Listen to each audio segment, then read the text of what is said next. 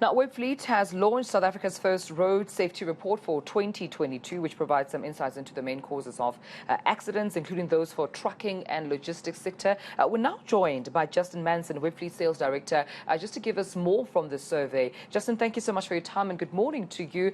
What exactly does this survey show us? Good morning, and thank you very much for the time. Can you hear me okay? Yes, I can hear you, Justin. Okay, great.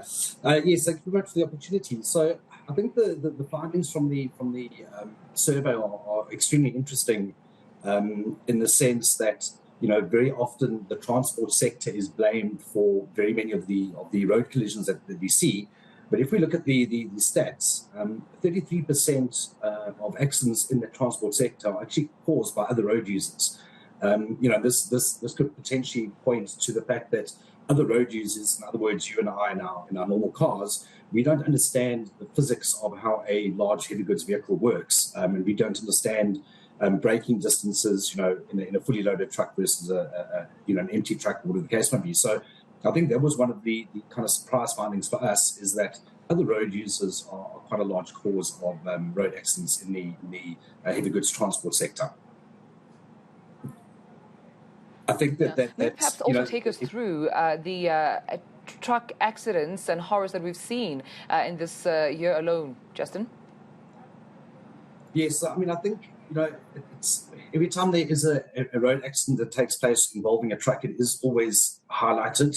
You know, we see them going around on social media, and very often the ones that we do see that are highlighted are very often caused by you know, unroadworthy vehicles, which is about a 5% of that figure. So what we generally find is that your major fleets that we see on the roads on a regular basis are pretty well maintained. Unfortunately, we do get those fly-by-nights that don't maintain their vehicles the way they should be maintaining them, and unfortunately, that does cause quite a few accidents, which are the ones that we're normally highlighting. Those accidents can also, you know, the ones we see highlighted on social media and all the rest of it, a lot of those also point towards reckless driving. So it will either be, you know, drivers that are speeding, or they're just driving recklessly, ignoring the rules of the road. And unfortunately, that percentage is quite a lot higher. If you have a look at your reckless driving and your speeding, it equates to about 14% of the accidents that have taken place in that heavy goods transport sector. Yeah.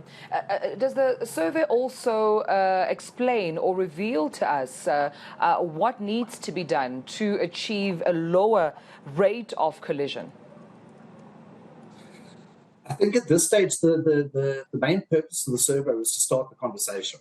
You know, if we look at the stats that government releases on an annual basis, it tells us how many accidents there have been, how many fatalities there have been, but it doesn't kind of pinpoint what are the causes of these various different accidents. So the purpose behind this fleet safety report was so we can start the conversation. So as an industry, along with government, we can start having a look to see what are the main causes, and of those main causes, where can we start working at you know, what are those low-hanging fruits where we can start you know, creating safer driving conditions for not just our transporters, because in reality, over 80% of our goods is transported on roads. So it's a critical part of our economy.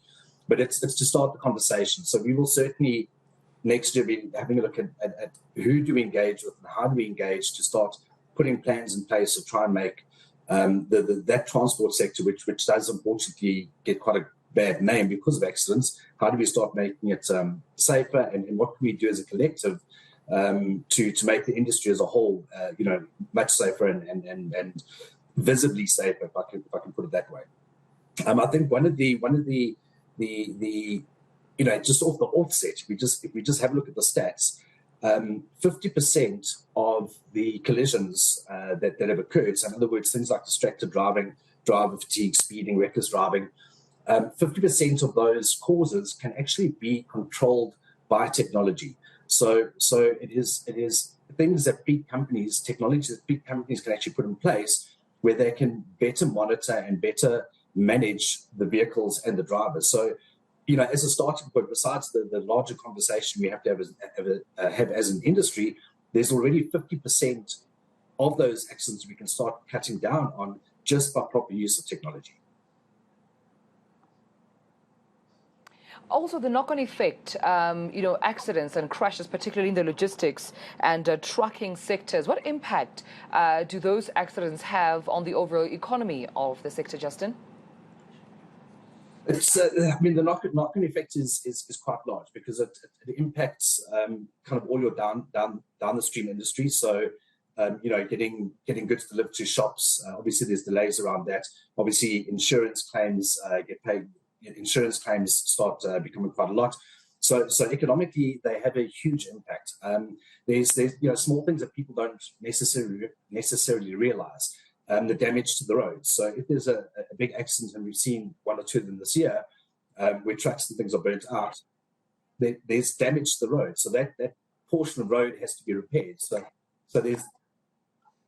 there's delays. There's delays then in getting those the roads repaired, and that then has an impact on down the stream deliveries of other goods that need to come. So it certainly does have a big impact across the road.